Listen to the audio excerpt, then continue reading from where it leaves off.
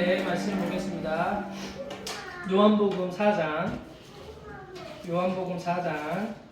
15절부터 26절까지 말씀.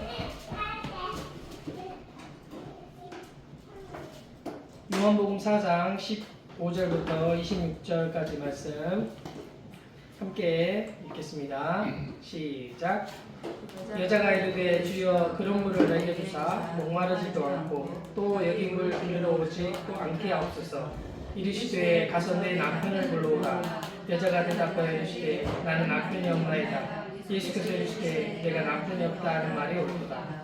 너에게 남편 5이 있었고 지금 있는 자도 내 남편이 아니니 내 말이 참되도다. 여자가 이르되 주여 내가 보니 선지라 무소이다. 우리 조상들은 이 산에서 예배하였는데 당신들의 말은 예배할 곳이 예루살렘에 있다 하더이다. 예수께서 이르시되 여자야 내 말을 믿으라. 이 산에서도 말고 예루살렘에서도 말고 너희가 아버지께 예배할 때가 이르리라. 너희는 알지 못하는 것을 예배하고 우리는 아는 것을 예배하노니 이는 구원이 유대인에게서 남이니라. 아버지께 참되게 예배하는 자들은 영과 진리로 예배할 때가 오나니 곧 이때라. 아버지께서는 자기에게 이렇게 예배하는 자들을 찾으시느니라. 하나님은 영이시니 예배하는 자가 영과 진리로 예배할지니라. 여자가 이르되 메시아 곧 그리스도라 하는 이가 오실 줄을 내가 아노니 그가 오시면 모든 것을 우리에게 알려주시리라. 예수께서 이르시되 내가 말하는 그가 그리라 하시니라. 아멘. 율법과 복음이라고 하는 주제로 함께 말씀 나누겠습니다. 요한복음 이제 4장 1절부터 14절까지의 말씀을 통해서 지난 시간 좀 나눴었는데요. 목마름, 인생에게 이제 목마름이 있는데 그것은 자기 스스로도 무엇에 대하여 목마른지 모르고 그냥 세상에 있는 수많은 것들로 나를 채우지만 그것으로는 결코 만족할 수 없고, 누군가가 말했던 것처럼 우리 인간 존재 안에는 공간이 있는데 그 공간 안에 하나님이 아니면 만족할 수 없는 그런 공간이 있다는 거죠. 우리 존재는 하나님이 아니면 채울 수 없는, 이 세상에 사라져버릴 영원하지 않은 것들로는 만족할 수 없는 존재. 왜냐하면 우리가 영원한 존재이기 때문에, 하나님의 모양과 형상으로 지음받은 존재이기 때문에 우리의 존재 안에는 영원한 것이 아니면, 진리가 아니면, 하나님이 아니면, 절대적인 근본적인 것이 아니면, 영원한 것이 아니면 우리를 만족시킬 수가 없는 거죠. 그런데 우리를 만족시킬 수 없는 이 수많은 것들을 헤매었던, 수많은 것들에서 이 목마름을 채우고자 했던 여인이 있었는데, 그 여인이 사마리아 수가성에 있는 그 여인이었죠. 이름도 없었던 그 여인이 이제 정말 이 세상과 세상에 있는 것들로 만족을 추구하며 살았었던, 이 세상의 것들로 만족함을 추구하며 나아갔던 극단적인 여인이었던 그 여인. 누구도 그 12시가 되는 그 시간에는 물을 기르러 오지 않은데, 그 여인은 그 12시에 그 물을 기르러 온 여인이에요. 그러니까 어떤 측면에서는 어떤 사람들에게 보이고 싶지 않은, 어떤 사람들에게 좋은 영향을 미치거나 또 천대를 받았거나 이런 부정한 여인으로서 그렇게 12시가 된 정오에 그 더운 날씨에 누구도 중동에서는 움직이지 않은 그런 시간에 움직였던 여인, 그런 보잘것없는 여인이라고 또 볼 수 있는 관점으로 이제 바라볼 수 있겠지만, 또 다른 관점으로 볼 때 그만큼 열심히 있었던, 그만큼 뭔가를 추구하는 데 있어서는 누구 못지않은, 누구도 움직이지 않을, 누구도 반응하지 않을 때 반응하는, 움직이는 그런 연인이었다는 거죠. 율법 아래 있는 사람의 모습이 그와 같다는 거죠. 이 세상 것들을 추구하고 나아가고 또 열심으로 말할 것 같으면 누구 못지 않은 거죠. 그런 여인이 이 사마리아 수가성의 여인이었는데, 여인의 목마름을 채울 수 있는 존재가 있는데 그분은 그리스도라는 거죠. 근데 그리스도를 만났는데 그가 그리스도인지 모르는 거죠. 짧은 이런 이야기지만 우리의 신앙생활이라고 할 때 세상에서 살다가 그리스도 안에 들어와서 교회라고 하는 곳에 신앙이라고 하는 신앙의 생활을 하는데도 불구하고 그리스도를 만났는데 그가 누군지를 모르는, 그리스도 안에 있다고 하는데 예배를 하는데, 그런데 그리스도는 진정 그리스도 만났는데 그분이 누군지 모르는, 그 그리스도라고 하는 의미가 무슨 의미인지 모르고 그냥 육신적인 그런 만남의 삶을 사는 그런 모습과 같은 모습을 이 사마리아 수가성의 여인을 통해서 보여주고 있는 것 같습니다. 그는 목이 말랐고 주님이 그 물 좀 달라고 이렇게 해서 이제 그런 대화 가운데 주님이 말씀하시기를 13절에 이 물을 마시는 자마다 다시 목마르려거니와 내가 주는 물을 마시는 자는 영원히 목마르지 아니하는 목마르지 아니하리니 내가 주는 물은 그 속에서 영생하도록 솟아나는 샘물이 되리라, 이렇게 이제 말했거든요. 그러니까 이 여인이 이 예수님의 말에 대해서 뭐 이게 무슨 말이에요 그게, 이렇게 말할 수 있잖아요. 내가 주는 물은 영생하도록 솟아나는 샘물이 되리라, 무슨 엉뚱한 소리를 하고 있어, 이렇게 말할 수 있잖아요 이 여인이. 근데 이 여인이 대답의 반응이 좀 특이해요. 바로 대답하는데 여자가 이럴 때 주여 이런 물을 내게 주사 목마르지 않고 또 여기서 물 길이로 오지도 않게 하옵소서, 이렇게 말하거든요. 예수님이 알아듣지 못하는 말을 하는데 이 여인이 알아듣고 이게 무슨 말인지 알아듣고 이런 물을 내게 달라는 거예요. 나의 목마름은 이런 수많은 세상의 것들, 이런 것들에서 나는 만족할 수 없었습니다. 그런데 나는 영원한 목마름 내 안에 있다고, 이것을 갈망하고 있었던 여인이 바로 이 여인이었어요. 그래서 반복적으로 왜 인생을 이렇게 살아야 되냐, 내가 이 물을 뜨러 가서 물을 떠서 와서 마시고 또 물 다 떨어지면 또 가서 물 떠오고, 이런 반복되는 인생, 우리의 인생의 삶이 이렇다는 거죠. 반복되는 일상의 삶, 아주 지루한 일상, 이런 삶 왜 살아야 돼 내가? 일어나서 먹고 입고 자고 뭐 일하고 집에 오고 자고 또 일하고 자고, 이게 계속 반복되는 이런 삶, 이게 무슨 의미가 있냐는 거예요. 이런 삶이 전혀 의미 없으니까 의미 없는 이 삶 나는 살 수 없겠다라고 삶을 포기하는 사람들이 많잖아요.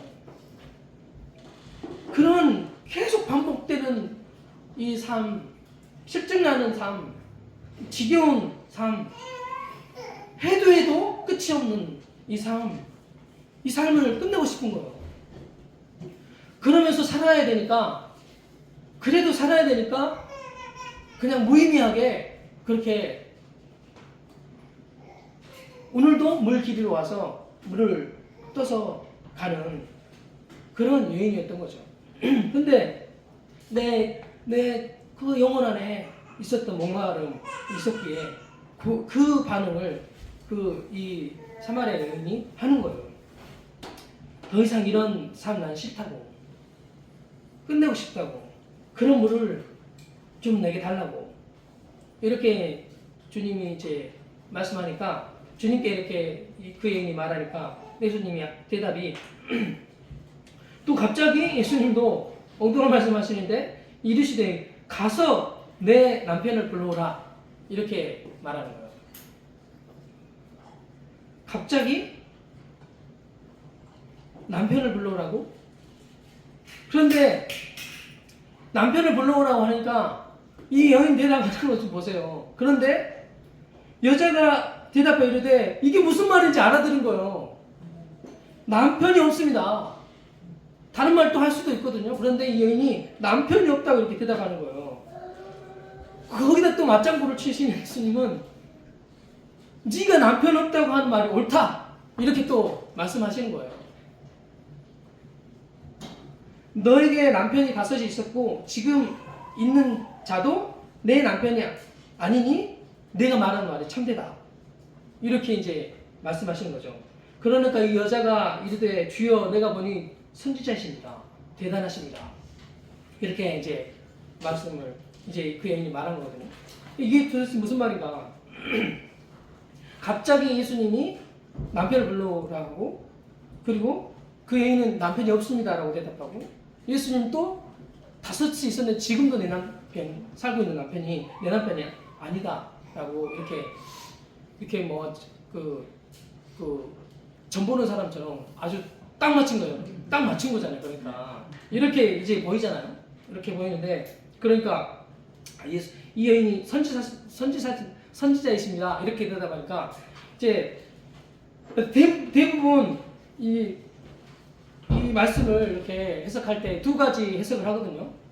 대부분 한 90% 이상의 분들은 이 사마리아 여인이 아주 창녀와 같이 이렇게 간음하고 그리고 남편을 막 바꾸고 이렇게 이런 여인이라고 이렇게 해석하는 분들이 한 90% 이상이 되고 또 이를테면 그런 거죠. 그런지는 꼭 모르겠어요. 그런지는 확실히 나눌 수는 없지만 그렇잖아요. 그렇게 들으셨잖아요. 지금까지. 대부분 그렇게 들으셨을 거예요. 90% 이상, 뭐 99%라고 말할 수도 있겠는데 이 여인은 간음한 여인이다. 그리고 남편을 아주 갈아치우는 그런 창녀 같은 여인이다. 아주 막 사는 여인이다. 이렇게 이제 우리가 들었죠. 그런데 또 다른 한편에서 분들이 이제 이 여인은 아주 경건한 여인이다. 경건한 여인이다. 이렇게 이제 해석하는 그런 분들도 있거든요. 근데 이제 이 말씀 다시 한번 잠깐 이제 제가 많이 준비한 건 아니고 잠깐 이렇게 말씀을 이렇게 보는데 그런 이제 요 예수님의 대화를 봐보세요. 우리가 예수님과 이 여인의 대화를 봐보잖아요. 그러면 되게 막 엉뚱해요. 깊은 이야기예요. 그러니까 아무하고 대화할 수 있는 일반적인 사람하고 대화하는 그런 게 아니에요. 예수님이 창녀도 만나고 또 혈류증 걸린 여인도 만나고 또 간음 중에 잡혀온 여인도 만났거든요. 그런 여인하고 대화하는 그런 대화의 수준이 아니에요. 그리고 제자들과 대화했던 그런 수준의 것도 아니에요. 이 여인은 두 가지 다 말할 수 있겠죠. 세상에서 아주 막 나가는 여인이거나 아니면 세상에서 가장 율법적인 삶을 살았던 여인이거나 그런 거죠. 근데 두 가지가 막 나가는 막 사는 자기 마음대로 원하는 대로의 삶을 창녀와 같은 삶을 사는 여인이나 아니면 가장 거룩하고 가장 율법적이고 가장 경건한 누가 알아주지 않아도 경건한 삶을 살았던 여인이랑 똑같아요. 여인 똑같이 그 여인은 율법 아래 사는 여인이었다 이 말이죠. 가장 종교적인 열심을 했거나 아니면 종교적인 열심을 하나도 하지 않은 여인이든 상관없이 그녀는 율법 아래 살았던 인생이란 말이죠. 우리를 성경에서는 우리를 교회는 여성 명사를 사용해서 에클레시아라고 하잖아요. 여성 명사 에클레시아 여자라는 말이죠. 그런데 우리의 남편이 되신 분은 하나님, 주님, 예수님이 남편이시잖아요. 여기서 이 여인은 모든 교회 모든 여자, 하나님의 형상대로 모양대로 지음받은 우리 전체를 말하는 거죠. 그 여인, 율법 아래 사는 그 여인. 온전한 남편을 만나지 못하면 계속 남편을 갈아치우는 그런 삶을 살아갈 수밖에 없는 율법 아래 갇혀진 율법의 삶을 살아가는 율법의 저주 아래 갇혀 사는 인생 전부를 말하는 거죠. 너에게 남편 5이 있었고 지금 있는 자도 내 남편이 아니니 네 말이 참되다. 수많은 것들을 추구하여 살아갔다는 거죠. 여기도 가보고 저기도 가보고 이런 삶도 살아보고 저런 삶도 살아보는 그런 삶을 사셨다는 거죠. 세상에서 수많은 것들로 만족을 채우려고 헤매었다는 거죠. 그리고 또 종교적인 열심의 삶을 살았다 한다면 이 사람은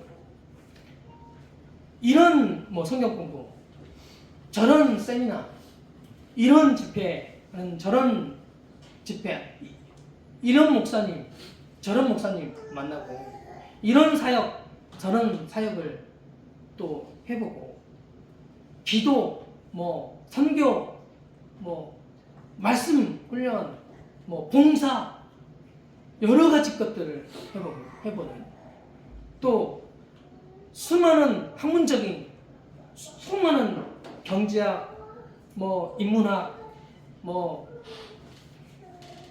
그리고 신학, 수많은 학문들을 최고의 학문을 추구하며 나아가는 그런 삶.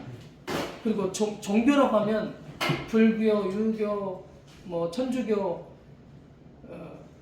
수많은 이슬람교, 유대교, 수많은 종교가 있는데 수많은 종교에도 가보고 그런데도 이 목마름을 채울 수 없는 헤매다가 수많은 남편들을 뒀던 거죠.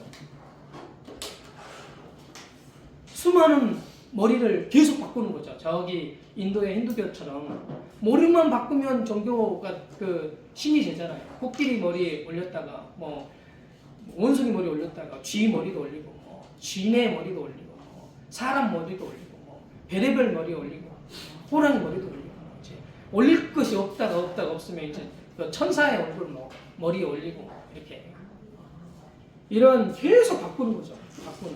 그래서 6번까지 그렇게 했단 말이에요. 끝을 말하잖아요. 온전하지 않은 완전수는 7인데 완전수에 미치지 못하는 수가 6이잖아요.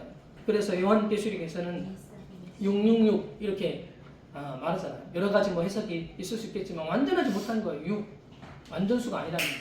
777 그래야 완전수거든요. 3 더하기 4 그럼 7인데 그 완전수 그리고 하나님의 수가 3이라는 수가 하나님의 수라고 하잖아요. 777 완전한 중에 완전함. 그래야 완전하다는 거예요. 근데 완전하지 못한 상태 666. 그게 사람의 지금 수요, 짐승의 수요, 사단의 수잖아요. 그러니까 완전히 똑같은 것 같은데 미치지 못하는. 죽었다가 살아나는 것 같이 흉내를 다 내는 이런 거의 그리스도인 것 같은 그런데 그리스도가 아닌 99%는 메시아인 것 같은데 그런데 100% 메시아는 아니에요. 인간이 이거 이런 모습 이 6이라는 숫자가 그런 숫자라는 거죠. 이렇게 깊은 내용의 메시지를 이렇게 몇 번의 대화에서 이렇게 이 여인이 이렇게 보니까 여자가 이르되 선지자라고 이렇게 말하는 거예요. 그럼 알아보는 거예요, 이 여인이. 어떤 이제 대단하시네 이런 게 아니라 영혼의 깊은 그리고 진리의 깊은 내용, 경건이라고 하면 경건의 깊은 내용을 말하는 거예요. 대화가 되는 거예요, 말하자면. 이 여인이 뭐 상례라고 생각해 보지 말고 좀 그 율법 안에 갇혀진 경건의 모습을 한 교회 여인이라고 생각해 보면 이렇게 대화가 되는 거예요, 대화가. 그렇잖아요. 대화가 되는 사람 있잖아요. 이게 대화의 수준이 안 되네. 대화가 안 되네. 그래도 이 정도 수준은 돼야 대화가 될 거 아니야. 근데 그 정도 수준이 안 되면 대화가 안 되잖아요. 그런 경험 많이 해봤잖아요. 근데 좀 대화가 되는 거죠. 이 예수님이. 그러니까 딱 알아보고, 내가 보니까 당신은 선지자입니다. 대단한 예인이에요. 그러니까 선지자를 딱 맞추는 예인이 대단한 거예요. 예수님 앞에 예수님이 이렇게 네 남편 불러오라 라고 말하니까 이렇게 예수님도 대단하신 분인 것이잖아요. 그런데 이 여인도 대단해요. 선지자로 딱 알아보고 선지자라고 말하는 거예요. 여인들이 대단하잖아요. 뛰어난 여인들이 많아요. 이렇게 딱 말하면 이렇게 뭐 말하면 이렇게 이미 다 알아. 이런 몇 번 대화하면 이 예인의 그 성경 신약 성경에 항상 배우나 진리의 지식에 이르지 못한다는 그 여인들의 이야기를 말하거든요. 항상 배우는데 진리의 지식에는 이르지 못하는, 미치지 못하는 상태에 아는 것은 박학다식하게 알고 지금 보통 남자들이 일하고 보통 이제 지금이야 남녀 상관없이 일하고 여자가 더 일하고 남자는 노는 사람도 있지만 평균적으로 그렇게 이제 일반적으로 보면 남자는 일하고 여자는 집에 있잖아요. 집에서 할 게 없으니까 남편들을 봐보세요. 교회 다니시는 남편분들 봐보세요. 남편분들보다 자매들이 훨씬 성경을 많이 알아요. 맨 밥 먹고 말씀을 들으니까 새벽 예배부터 시작해요. 새벽 예배 가가지고 예배 드리고 이렇게 권사님들 많이 그러시거든요. 새벽 가가지고 예배 드리고 남편 딱 와가지고 남편 딱 보내고 나면 또 이렇게 집 좀 청소하고 그리고 나서 한숨 자고 그러면 이제 할 일이 없는 거죠. 이렇게. 그래서 구역 예배 하면 맨 자매님들만 오잖아요. 수요 예배 형제들 오나요? 얼마 안 되죠. 모든 예배에 자매님들이 많아요. 한국 교회에 자매님들이 그렇게 많잖아요. 어쨌든 그런 여인처럼 아주 너무 잘하는 거예요. 그러니까 무슨 집회하면 진짜 잘 쫓아다니잖아요. 한가하니까 남편 일 보내놓고 한가하니까 어떤 여인들은 남편 보내놓고 한가하니까 뒤지러 다니고 어떤 여인들은 남편 보내놓고 한가하니까 경건의 삶을 산단 말이에요. 이렇게 어떤 막 가는 그 삶을 사는 사람들이나 아니 경건에 사는 사람들이나 다 율법 아래 사는 삶이라고 그 삶이. 이야기를 이렇게 쭉 들어봤잖아요. 율법 아래 살았던 인생의 이야기를 간증들을 들으면서 들어봤잖아요. 그리고 가장 경건한 삶을 산다고 하는 사람도 율법 아래 사는 똑같잖아요. 들어보면 그 율법 아래 살았던 인생이 끝이 나고 은혜 안에 들어오게 되는 그러니까 자유한 그러니까 누구도 정죄할 수 없는 그런 그 은혜로 이제 사는 삶의 자리로 초대하신 그 주님을 보게 되는데 그 여인이 얼마나 경건한지 20절에 또 보면 우리 조상들은 이 산에서 예배하는데 당신들의 말은 예배할 곳이 예루살렘에 있다 하더이다. 여기 사마리아 근처에 베델이 있고 그리고 또 그리신산과 에발산이 거기에 있다고 하잖아요. 그래서 예배 장소를 예루살렘에 있으니까 유다와 그 북이스라엘과 남유다 갈라질 때 북단과 베델에 그 금송아지 우상 섬기는 그 제단을 쌓았잖아요. 예루살렘에서 지난들은 갈 필요 없이 그 율법상 가야 되잖아요. 그런데 이제 제사를 제단을 따로 만들어 놓고 거기서 예배하게 하는 이런 일들을 했었잖아요. 그런 예배 장소들이 있었던 곳이 이제 이곳인데 나는 이 경건한 여인이라고 생각해 보세요. 그래서 예배를 계속 드렸던 여인이에요. 그러니까 충성스럽게 예배의 삶을 살았던 여인이었다. 근데 그래도 목말랐다 이 말이죠. 그럼에도 불구하고 목말랐다. 진정한 그 예배를 드리고 싶다 이런 거죠. 그런 목마름, 진짜 깊은 곳에서 진정한 자유, 안식, 그 평안 이런 것을 누리고 싶었던 여인을 예수님이 더 잘 아시죠. 하나님이 잘 아시죠. 이 예수님은 여기서 말하는 예수님 엄청 꿰뚫어보고 그러시는 예수님, 하나님이신 예수님이 아니고 사람이신 예수님이세요.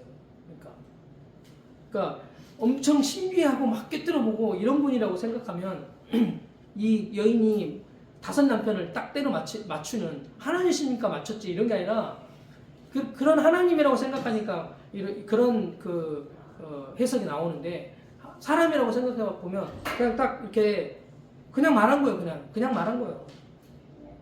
그 율법에 대한 관점으로 보면 율법 남편 이렇게 그렇게 헤매했던 너 지금 남편도 진짜 남편 아니야 이렇게 말한 거라고 생각해 보면 이렇게 그냥 쉽게 해석할 수 있는 거죠. 그러니까 예수님이 하나님이셔가지고 꿰뚫어 봐가지고 미래도 하고 다 알아맞혀가지고 이렇게 지금 맞춰고 이런 것들이 아니란 말이죠. 그러니까 예수님이 말씀하시면서 여자야 내 말을 믿으라. 이 산에서도 말고 예루살렘에서도 말고 너희가 아버지께 예배할 때가 올 거다. 그러니까 너 예배를 여기서 드려야 돼 혹은 저기서 드려야 돼. 진정한 예배 드리는 것은 어디야 이렇게 항상 그 율법의 기준으로 이것이 더 좋아 저것이 더 좋아 이게 맞아 저게 맞아 이렇게 말하는 율법 아래 거한 이런 거 말고 전혀 다른 세계를 말하는 거 진정한 예배에 대해서 말하는 거죠. 그런 예배 말고 율법으로 속한 예루살렘에서 드려야 돼요? 아니면 다른 곳에서 드려도 돼요? 율법에 속한 이렇게 드려야 돼요 하는 그런 구약의 그런 제사 여기는 예배라고 말했지만 제사를 말하는 거잖아요. 그런 구약의 제사 그런 구약적인 제사가 아닌 전혀 다른 제사 할 때가 왔다는 거죠. 너희는 그런 알지 못하는 것들을 예배하고 우리는 아는 것을 예배하는지 하나니 이는 구원이 유대인에게서 남이라. 그러니까 이 말이 이제 유대주의를 말한 게 아니라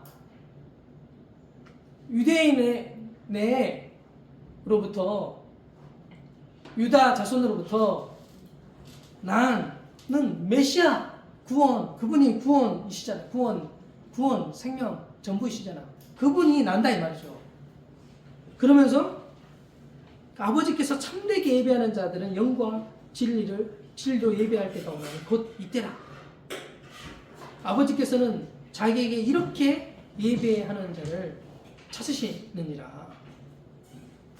그런 율법에 속하여 있는 그런 예배 아니고 거기서 벗어난 율법에서 벗어난 안식과 자유 가운데 거하는 그런 그 예배 그 주님으로 만족하는 그거 뭐예요? 우리 안에 나와 주님이 따로 저기 있어서 내가 여기서 주님께 예배하는 그런 게 아니고 주님이 내 안에 들어오시는, 나와 연합하시는 그게 예배라는 거예요. 주님과 내가 연합한 그것 자체가 예배라는 거예요. 다른 어떤 행위를 말하는 게 아니고 연합, 그것 자체가 예배라는 거예요. 그 만족하는 상태, 안식의 상태, 기쁨 그 자체의 상태, 그거 자유의 상태, 그게 예배, 그거 자체라는 거죠. 주님으로 만족하는 그게 예배라는 거죠. 하나님은 영이시니 그래서 예배하는 자가 영과 진리로 예배하는 거예요. 하나님이 영이시고 예배하는 그 자가 내와 주님과 연합하는 진리로 만족하는 그거. 그러니까 그렇게 되면 그렇게 만족하면 감사가 나오고 그렇게 만족하면 찬송이 나오잖아요. 그러니까 예배는 감사와 찬송이에요. 그 진정 주님을 높이는 거잖아요. 그게 예배라는 말이. 감사하고 주님이 행하시는 너무 기쁘고 감사하니까 감사가 나오고 너무 내가 만족하니까 기쁨이 나오고 그거라는 거죠. 예배가.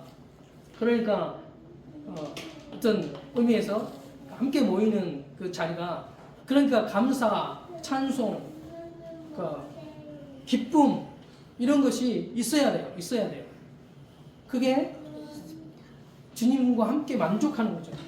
그리고 그 지체와 지체가 그렇게 만족되어지니까 이 주님을 감사하고 찬송하는, 그러니까 어떤 사람이 말해도 어떤 사람이 간증을 해도 나도 아멘 감사하고 함께 기뻐하는 거죠. 주님 안에서, 그리스도 안에서. 그런 예배. 그게 진짜 주님이 원하시는, 받으실 만한 그 기뻐하시는 예배라는 거죠. 그러니까 이 여인이 봐보세요. 그러니까 이런 내용을 다 알아듣는 거예요. 이 여인이 한순간에 막 살다가 끝까지 가보다가 주님을 한 번 딱 만났는데 한 번의 대화에서 다 알아듣겠는 거예요. 이 말이 무슨 말인지, 주님의 말이 무슨 말인지 그냥 알아듣겠는 거예요. 알아듣게 하신 거죠, 성령께서. 그러면서 여자가 이르되 메시아, 정확하게 알잖아요.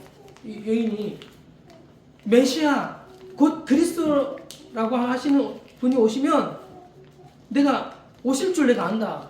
그러니까 안다는 거예요. 그분이 구약에서 끊임없이 말해왔던, 보내주시겠다고 하신 분이 메시아 그리스도라는 사실을 이 여인이 정확하게 아는 거예요. 몰라요, 대부분. 여기 그 바리새인 서기관들 그 3장에 나왔던 니고데모 몰라요. 그런 말 안 하잖아요. 그리고 그런 말 안 하고 기다리지도 않았어요. 자기가 원하는 어떤 다윗 같은 그런 메시아를 기다렸지, 이 메시아가 오면 진짜 진정한 만족을 주실 거라는 걸 안 거예요. 그러니까 이 여인이 생각해보세요. 자기가 끝까지 가봤거든요. 그런 것들을 만족할 수 없다. 그러면 뻔히 미래가 보이는 거예요. 다윗 같은 왕이 와가지고 이스라엘 민족 다 다스려가지고 이렇게 부강하게 하면, 그러면 만족하나? 아니에요?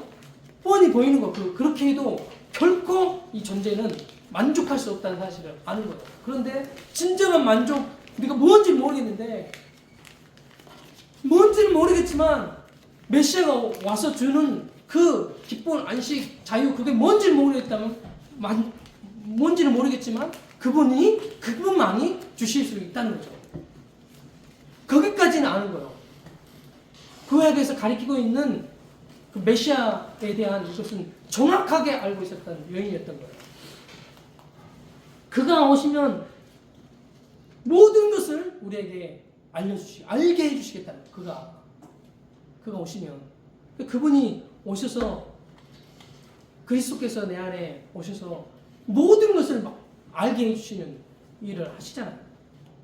그렇게 알게 주신다는 거예요. 막연했지만 그분을 기다렸죠. 그러니까 다 알잖아요. 인생이 알잖아요. 하나님에게 가면 뭔가 있다는 것을 알잖아요. 막연하지만 주님을 찾아와서 알지 못했던 결국은 알게 되어지는 그 은혜가 있잖아요. 뭔지 모르겠는데 거기 가면 얻을 수 있을 것 같아. 그리고 수많은 내가 기대하는 기대를 가지고 오잖아요. 교회에 와도 하나님께 나와도 내가 기대하는 뭔가가 있잖아요. 그래서 대부분 오잖아요. 그런데 내가 기대하는 이렇게 될 거야 저렇게 될 거야 스스로는 몰라요. 타락해서 율법 아래 갇혀있는 인생이 무엇으로 말미암아 내가 만족 얻는지 모른다니까요. 다 아는 것 같지만 몰라요.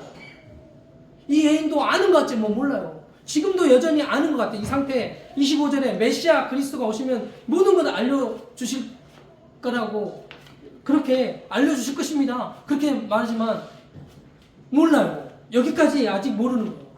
아직 모르는 상태예요. 그 메시아를 만나고 대화를 하고 그 안에 어떤 누림도 있지만 아직은 그 진정한 자유, 안식, 평안, 만족이 뭔지 모른단 말이에요. 일시적인 만족도 그냥 뭐 상대적인 기쁨 아니면 뭐 부분적인 뭐 치료 이런 것들을 경험해서 이런 하나님 그래서 그렇게 체험한 하나님을 정의할 때 이런 하나님이야, 날 치료해주는 하나님이야, 뭐 나를 만족시키는 하나님이야, 내게 공급해 주시는 하나님, 뭐 이렇게 하나님을 알아서 자기가 만들어 놓은 하나님을 또 이렇게 만들어 놓는 상태에 있다. 근데 진정 거기까지 왔어도 만족할 수 없어요. 안식이 안 돼, 평안이 안 돼, 자유가 없어. 항상 묶여. 여전히 율법 아래에 거하여 있어. 그런데 예수님이 말씀하시기를 내가 봐도 바로 그다. 이렇게 예수님이 말씀하시거든요. 여기 내가 그다라고 말하는 히브리어로 에고 에임이에요. 내가 그다. 내가 바로 그라는 거예요. 그분만이 말할 수 있는 거예요. 예수님만이 말할 수 있는 하나님이 인간이 되신 메시아 그리스도가 되신 그가 바로 나다 라고 이렇게 말한 거죠. 진정 그분을 만나게 된 거예요. 우리라고 말하자면 이 모든 것들을 다 이룬 내 안에 계신 그리스도, 그가 바로 그라는 거, 그 안식, 그 만족, 그 영생, 목마름을 해결하는 너를 만족시킬 수 있는 그분이 다 이루셔서 그 내 안에 계신 그리스도라는 거죠. 이 여인은 그렇게 주님을 만나서 진정 자유와 만족을 얻게 돼서 이 소문이 다 퍼졌잖아요. 그래서 이 이야기가 요한복음에 기록되어 있는데 요한도 그때는 못 듣고 나중에 들었겠죠. 이 여인의 이 대화가 어떤 대화였는지. 그래서 이렇게 기록되어 있잖아요. 주님으로 진정 주님을 만난 거예요. 그러니까 우리로 말하자면 내 안에 계신 그리스도를 만난 거예요. 어디 찾지도 않은지 알아야 돼요. 그러니까 다른 것에서 만족 얻으려고 헤매지 않아도 돼요. 뭔가를 막 채우려고 하지 않아도 돼요. 이미 다 이루신 진정한 남편이 되신 머리가 되신 분이 나의 주님이 되셨단 말이죠. 율법 아래 갇혔던 인생이 로마서 7장에 말한 것처럼 옛 남편에서 벗어나서 죽은 거예요. 이 남편에 대해서 죽은 거예요. 율법에 대해서 죽은 거죠. 이 사람에 대해서 죽은 거예요. 사단에 받던 그 삶에 대해서 이미 죽은 거예요. 주님과 함께. 그리고 주님과 함께 다시 산 생명, 부활의 생명, 내 안에 그리스도께서 사시는 그 생명, 영생이 이미 있는, 천국이 이미 임한, 하나님의 나라가 이미 임한 그 주님 다 이루어 놓으신 그리스도의 직분을 완성하신 그 주님과 내가 연합되어진, 그러니까 이제 진정한 예배를 드릴 수 있어요. 뭘 해야 되는 게 아니라 내 삶 자체가 그냥 예배인 거야. 그러니까 말하는 것 자체가 전도고 삶 자체가 전도이고, 이런 삶을 살게 되는 그런 생명이 우리가 되었다는 거죠. 이 생명을 우리에게 주신 주님의 이름을 찬양합니다. 함께 기도하며 나아가겠습니다. 함께 기도할 때 율법 아래 갇혀있던 생명이 거기서 벗어나 진정 자유, 안식, 기쁨, 만족을 얻게 되어지는 그리스도를 만나, 메시아를 만나 다 이루어 놓으신 그 진리, 내 안에 계신 그리스도,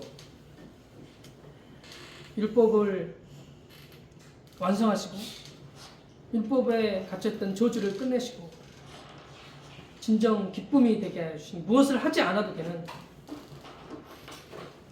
뭔가를 해서 얻지 않아도 되는, 가만히 있어도 되는 그 완전한 삶을 우리에게 허락하여 주신 주님의 이름을 찬양하며, 이 복음, 우리에게 이 은혜의 복음을 허락하여 주시는, 십자가에서 이 모든 것을 다 이루어 놓으신, 그리고 내 안에 계신 하나님과 함께 통치하고 다스리는